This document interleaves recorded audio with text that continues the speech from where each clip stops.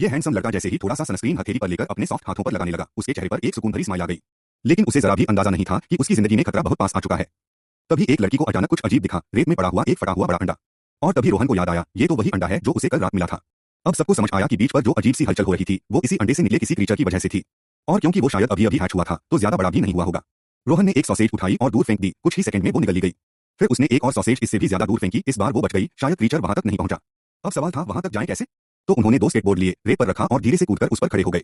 शुरुआत में सब ठीक था, लेकिन जैसे ही वो फिनिश लाइन के पास पहुंचे स्केटबोर्ड अजीब तरह से पीछे खिसकने लगा। फिर एक बार और खिसका, अब समझ आया क्रीचर स्केटबोर्ड को कंट्रोल कर रहा था। इसी बीच उसके टेंटिकल्स भी बाहर आ गए और सीधा रोहन की तरफ बढ़ने लगे। उसने झट से छलांग लगाई और सामने रखी टेबल पर जा गिरा। लेकिन उसके हाथ पर क्रीचर की पकड़ लग चुकी थी, घाव गहरा था और धीरे धीरे सड़ने भी लगा। डर में भी रोहन ने होश नहीं खोया और बैग में कुछ काम का सामान ढूंढने लगा। तभी एक केला रेत पर गिरा।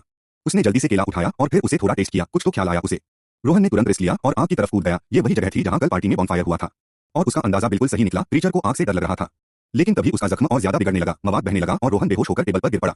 इधर पीछे पड़े स्केटबोर्ड्स को क्रीचर धीरे धीरे खींच रहा था और सबको समझ आ गया कि अब यहाँ से भागने का और कोई तरीका निकालना होगा। सब लोग धीरे से कार के पीछे की तरफ बढ़े और ट्रंक खोलकर कुछ काम का सामान ढूंढने लगे। तभी क्रीचर ने कार पर हमला कर दिया। पूरी कार जोर से हिलने लगी और उसमें बैठी लड़की गिरते गिरते बची। अच्छा हुआ बाकी लोगों ने टाइम रहते उसे पकड़ लिया।